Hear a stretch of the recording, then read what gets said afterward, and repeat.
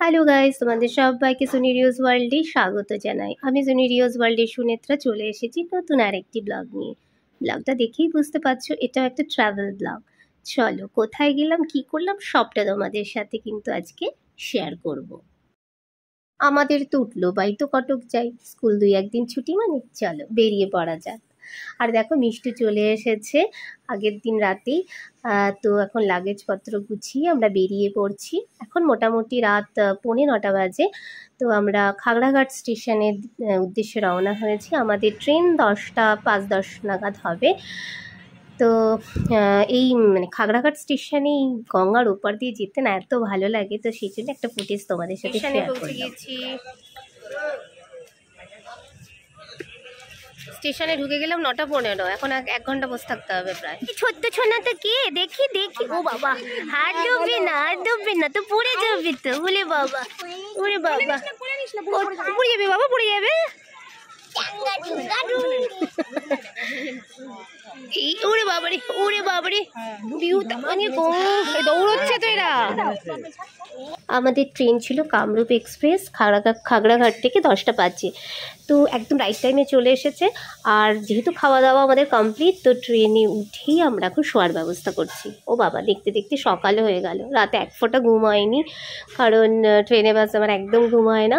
তো দেখো এনজিপিতে নেমে পড়েছি, আর এনজিপিতে নেমে দেখছি বিশাল ভিড়, কারণ ওই সময় এটা ছুটি যেহেতু ছিল, অফিস স্কুল সব কিছুই ছুটি ছিল পয়লা বৈশাখ উপলক্ষে। তো আমরা নেমে পড়েছি এখানে সকাল সকাল, একদম একটু লেট ছিল, 7টা 7:30টার মধ্যে আমরা কিন্তু ঢুকে গেলাম।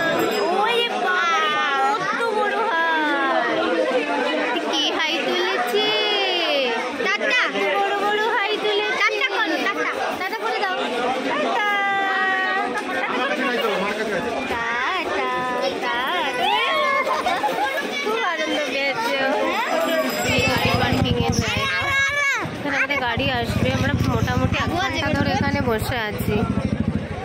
এই যে প্রচন্ড জ্যাম, ওইদিকে খুবই কষ্ট হচ্ছে রোদে। গাড়ি ছেড়ে দিয়েছে। এই যে মিঠিকে দেখা যাচ্ছে, মিঠি লাগবে বাবা মিঠিকে দেখা যাচ্ছে। তো আমাদের গাড়িটা একটু লেট করে এসেছিল, কারণ রাস্তায় খুব জ্যাম ছিল। যে গাড়িটা প্রথমে আসার কথা ছিল, গাড়িটা একটু খারাপ হওয়ার জন্য পরের গাড়িটা পাঠাতে একটু লেট হয়। তো যাই হোক অ্যাট লাস্ট গাড়িতে উঠে পড়েছি, আর গাড়ি হু হু করে ছুটে চলেছে। আর যে তোমরা দুদিকে দেখলে পতাকা টাঙানো রয়েছে, কারণ সেই দিনটা ছিল হনুমান জয়ন্তী। চারিদিকে পুজো পার্বণ হচ্ছিল, খুবই ভালো লাগছিল সকালবেলাটা। এই দেখো দেখতে দেখতে কিন্তু আমরা চা বাগানের দিকে ঢুকে গেলাম। চা বাগানের রাস্তার চা বাগানের পাশ দিয়ে যেতে যেতে মনে হচ্ছিল যে হ্যাঁ এই কি কষ্ট করে চা পাতাগুলো তোলা হয় এবং তারপরে আমরা সেই চাটা প্রসেসিং করা হয়, তারপরে আমরা চাটা খাই। তো প্রকৃতির শোভা দেখতে দেখতে নিনগ্রু রেস্টুরেন্টে চলে এসেছি, যেখানে আমাদের ব্রেকফাস্ট করতে হবে, কারণ পেট তো কথা বলছে, খিদেও পেয়েছে। আর এই রেস্টুরেন্টটা দেখো ভীষণ সুন্দর। এই ক্যাফেটা জাস্ট ওয়াও ছিল। ক্যাফেটার মধ্যে লাইভ কনসার্ট বা লাইভ সং পারফর্ম করা হয়, তো তারই ব্যবস্থা ছিল। সন্ধ্যেবেলায় আসলেও হয়তো কোনো ভালো কিছু আমরা দেখতে পেতাম। তো যাই হোক পুরো ক্যাফেটা এত সুন্দর ডেকোরেট করা, দেখেই মনটা ভরে গেল। আর এখানে দুজন ছোট্ট অতিথি ছিল, সেটা হচ্ছে দুটো বদ্রি পাখি। আমার এত ভালো লাগে বদ্রি পাখি যে কী বলবো। মাম্মামকে ডেকে আমি দেখাচ্ছিলাম, আর বিভিন্ন জায়গায় খুব সুন্দর সুন্দর কথা লেখা ছিল। তো চলো এবার তো খাওয়া দাওয়া করতে হবে, অনেক কিছুই তো দেখা হলো। আর ভেতরের কাজ দেখতে দেখতেই আমাদের অনেকটা সময় চলে গেল। ততক্ষণ খাবারটা যদিও অর্ডার করা হয়েছিল, আমরা এখানে মোমোস, তারপর থুপ্পা এইসবই অর্ডার করেছিলাম। আর বিহু যেহেতু ছোটো, ওর জন্য ভাতেরও আর কি বন্দোবস্ত ছিল, ভাত অর্ডার করা হয়েছিল। আমি মাম্মাম মোমোস আর থুপ্পা খেয়েছি। তো পাহাড়ে এলে এগুলোই হচ্ছে মেইন খাবার, এগুলো খেতেই বেশি ভালো লাগে। খাওয়া দাওয়া হয়ে গেছে, আর পাহাড়ের কোলে এত সুন্দর একটা ক্যাফেতে খেয়ে একদম মনটা একদম ভরে গেল। তারপরে আবার আমাদের গাড়ি ছুটতে শুরু করলো আমরা যেখানে যাচ্ছি সেই ডেস্টিনেশনে। হ্যাঁ, আমরা আজকে যাচ্ছি চটকপুরে, আপার চটকপুরে। চলো, এই দেখো দেখতে দেখতে কিন্তু টয় ট্রেনেরও দেখা পেয়ে গেলাম। ও বাবা, কি দারুণ! সোনাদা পর্যন্ত রাস্তা কিন্তু ভীষণ ভালো, আমাদের কিন্তু এতটুকু কষ্ট হয়নি। কিন্তু তারপরে 6 কিলোমিটার রাস্তা যেতে হয় আপার চটকপুরে। ওই রাস্তাটা কিন্তু খুব একটা ভালো ছিল না, গাড়ি প্রচণ্ড ঝাঁকুনি হচ্ছিল গাড়িতে, আর আমাদের সব গা হাত পা সব ব্যথা হয়ে গিয়েছে ওইটুকু রাস্তায়। কিন্তু ওই ক্লান্তিটা ভুলে গেলাম, ওই ব্যথাটা ভুলে গেলাম যখন দেখলাম এরকম একটা ফগি ওয়েদার, ঠান্ডা ঠান্ডা, কুয়াশাচ্ছন্ন, তারপরে শীতকালীন ফুল। এদের দেখে তো আমার মনটা আরও আনন্দে ভরে গেল, কারণ এই শীতকালীন ফুলগুলোই আমি আর আমার বর ছাদে লাগাই। এখানে পারমিশনের জন্য আমরা নেমেছিলাম, তো নেমে মনে হলো একটু রেকর্ড করে নিই তোমাদের জন্য। কি সুন্দর দেখো, কুয়াশায় ঢাকা, মানে অসাধারণ অসাধারণ ভিউ। আমরা গরমে এখানে এত কষ্ট পাই, আর ওখানে কি দারুণ ঠান্ডা। ওই সময়টা ওখানে বৃষ্টির সম্ভাবনা ছিল বলে ঠান্ডাটাও বেশ ভালোই ছিল। আর এই যে দেখো চলে এসেছি আমরা হোমস্টেতে। আমাদের হোমস্টেটা একদম ওপরের দিকে ছিল। তো আমাদের হোমস্টেটার নাম হচ্ছে প্রেম হোমস্টে। এই হোমস্টেটা একদম আপার সাইডে রয়েছে। কি ভালো যে লাগছে এখান থেকে চারিদিকের দৃশ্যটা, সেটা নিজের চোখে না দেখলে জাস্ট বলে বোঝানো কিন্তু যাবে না। এখানে আমরা 3টে ফ্যামিলি বেড়াতে এসেছি। আমরা রয়েছি 4 জন, কারণ আমি, আমার বর, আমার মেয়ে আর ভাগ্নি মিষ্টু। তো তার জন্য সেইভাবেই রুমগুলো নেওয়া হয়েছে। খুব খুব সুন্দর হোমস্টেটা। এই হচ্ছে আমাদের রুম, আর এই রুম থেকে তোমাদের বাইরেটা দেখাচ্ছি। কি সুন্দর বসার জায়গা।